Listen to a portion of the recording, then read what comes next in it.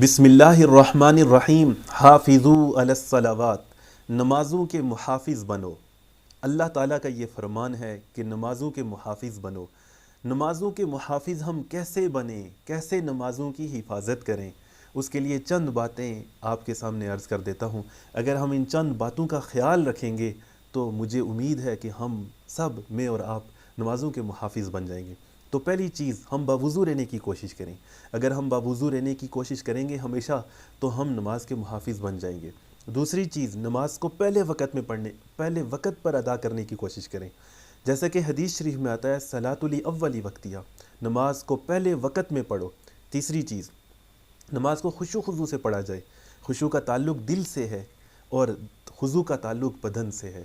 خشوع دل کے اندر اللہ کا دھیان اور خضوع بدن سے اس کا اظہار۔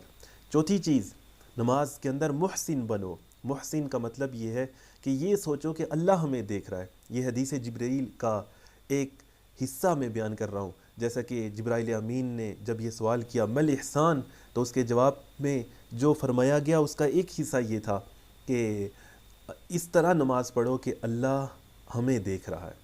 اور پانچویں چیز، نماز میں مختلف صورتیں پڑھو، چند رٹی رٹائی صورتیں نہیں بلکہ مختلف صورتیں پڑھیں۔ ہم جب مختلف صورتیں پڑھیں گے تو یہ نماز کی محافظت کے لیے نماز کی محافظت کے لیے کا باعث بنے گی۔ تو یہ چیز نماز کی محافظت کا باعث بنے گی۔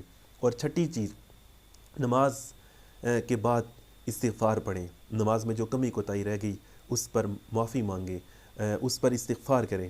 اور ساتویں چیز، نماز کے بعد دعا کریں، کم از کم 2 3 4 منٹ روز ڈیلی بیسس پر یہ معمول بنا لیا جائے دعا کرنے کا، اللہ تعالیٰ سے معافی مانگنے کا، اللہ تعالیٰ سے اور دعائیں کرنے کا۔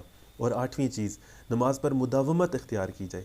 اگر نماز پابندی کے ساتھ پڑھی جائے گی تو یہ بھی ایک ذریعہ ہوگا نماز کی محافظت کا۔ اور نویں چیز، نماز کے سے پہلے اور بعد میں جو سنن اور نوافل آتے ہیں ان کو پڑھنے کی کوشش کی جائے۔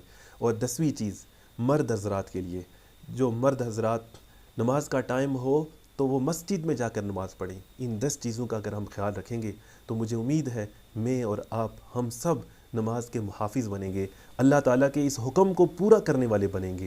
اللہ تعالیٰ ہمیں ان باتوں پر عمل کرنے کی توفیق عطا فرمائے۔